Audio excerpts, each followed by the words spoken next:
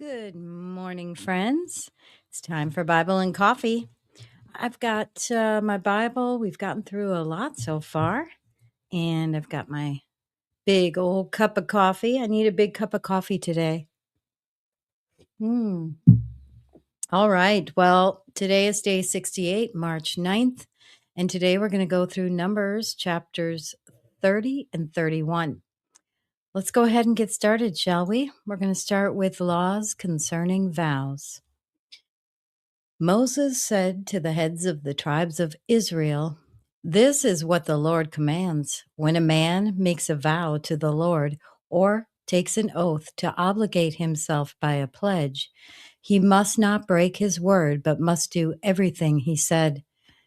When a young woman still living in her father's household makes a vow to the Lord or obligates herself by a pledge, and her father hears about her vow or pledge, but says nothing to her, then all her vows and every pledge by which she obligated herself will stand.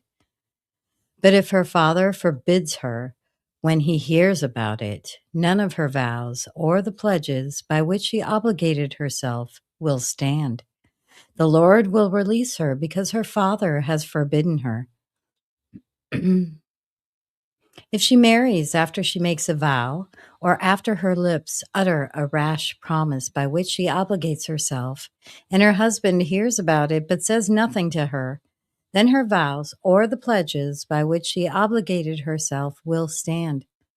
But if her husband forbids her when he hears about it, he nullifies the vow that obligates her or the rash promise by which she obligates herself, and the Lord will release her. Any vow or obligation taken by a widow or divorced woman will be binding on her. If a woman living with her husband makes a vow or obligates herself by a pledge under oath, and her husband hears about it but says nothing to her and does not forbid her, then all her vows or pledges by which she obligated herself will stand. But if her husband nullifies them when he hears about them, then none of the vows or pledges that came from her lips will stand. Her husband has nullified them, and the Lord will release her. Her husband may confirm or nullify any vow she makes or any sworn pledge to deny herself. But if her husband says nothing to her about it from day to day, then he confirms all her vows or the pledges binding on her. He confirms them by saying nothing to her when he hears about them. If, however, he nullifies them some time after he hears about them, then he must bear the consequence of her wrongdoing. These are the regulations the Lord gave to Moses concerning relationships between a man and his wife, and between a father and his young daughter still living at home. Next, we're going to talk about the conquest of the Midianites. Vengeance on the Midianites. I'm going to have a sip of coffee. The Lord said to Moses, "Take vengeance on the Midianites for the Israelites. After that you will be gathered to your people." So Moses said to the people, "Arm some of your men to go to war against the Midianites, so that they may carry out the Lord's vengeance on them. Send into battle 1,000 men from each of the tribes of Israel." So 12,000 men armed for battle, 1,000 from each tribe, were supplied from the clans of Israel. Moses sent them into battle, 1,000 from each tribe, along with Phinehas, son of Eleazar the priest, who took with him articles from the sanctuary and the trumpets for signaling.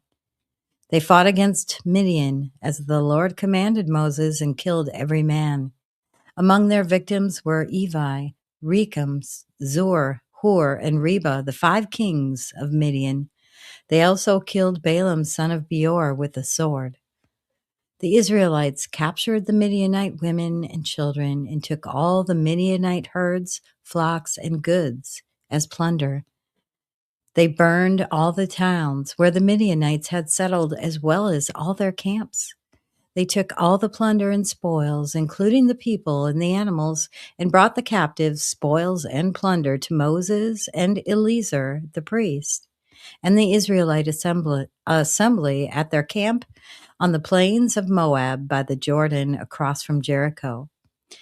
Moses, Eleazar the priest, and all the leaders of the community went to meet them outside the camp. Moses was angry with the officers of the army, the commander of thousands and commanders of hundreds who returned from the battle. "Have you allowed all the women to live?" he asked them. They were the ones who followed Balaam's advice and enticed the Israelites to be unfaithful to the Lord in the Peor incident, so that plague struck the Lord's people. Now kill all the boys and kill every woman who has slept with a man, but save for yourselves every girl who has never slept with a man. Anyone who has killed someone or touched someone who was killed must stay outside the camp 7 days. On the 3rd and 7th days, you must purify yourselves and your captives. Purify every garment as well as everything made of leather, goat hair, or wood. Then Eleazar the priest said to the soldiers who had gone into the battle, "This is what is required by the law that the Lord gave Moses. Gold, silver, bronze, iron, tin, lead, and anything else that can withstand fire must be put through the fire, and then it will be clean. But it must also be purified with the water of cleansing, and whatever cannot withstand fire must be put through that water. On the 7th day, wash your clothes, and you will be clean. Then you may come into the camp." All right, now we're going to talk about the division of the spoils. Dividing the spoils. The Lord said to Moses, "You and Eleazar the priest and the family heads of the community are to count all the people and animals that were captured. Divide the spoils equally between the soldiers who took part in the battle and the rest of the community. From the soldiers who fought in the battle, set apart as a tribute for the Lord 1 out of every 500, whether people, cattle, donkeys, or sheep. Take this tribute from their half share and give it to Eleazar the priest as the Lord's part. From the Israelites' half, select 1 out of every 50, whether people, cattle, donkeys, sheep, or other animals. Give them to the Levites who are responsible for the care of the Lord's tabernacle." So Moses and Eleazar the priest did as the Lord commanded Moses. The plunder remaining from the spoils that the soldiers took was 675,000 sheep, 72,000 cattle, 61,000 donkeys, and 32,000 women who had never slept with a man.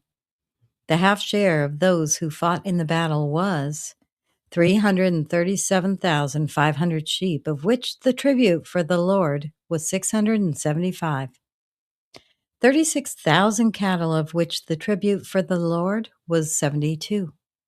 30,500 donkeys, of which the tribute for the Lord was 61. 16,000 people, of whom the tribute for the Lord was 32. Moses gave the tribute to Eleazar the priest as the Lord's part, as the Lord commanded Moses. The half belonging to the Israelites, which Moses set apart from that of the fighting men, the community's half, was 337,500 sheep, 36,000 cattle, 30,500 donkeys, and 16,000 people. From the Israelites' half, Moses selected 1 out of every 50 people and animals, as the Lord commanded him, and gave them to the Levites who were responsible for the care of the Lord's tabernacle. Then the officers who were over the units of the army, the commanders of thousands and commanders of hundreds, went to Moses and said to him, "Your servants have counted the soldiers under our command, and not one is missing. So we have brought as an offering to the Lord the gold articles each of us required, armlets, bracelets, signet rings, earrings, and necklaces, to make atonement for ourselves before the Lord." Moses and Eleazar the priest accepted from them the gold, all the crafted articles, All the gold from the commanders of the thousands and the commanders of hundreds that Moses and Eleazar presented as a gift to the Lord weighed 16,750 shekels. Each soldier had taken plunder for himself. Moses and Eleazar the priest accepted the gold from the commanders of thousands and commanders of hundreds and brought it into the tent of meeting as a memorial for the Israelites before the Lord. 16,750 shekels worth is 420 pounds of gold. Wow. Um, all right, that concludes today's reading. Thank you so much for joining. Be sure to like or subscribe. And whoopsie.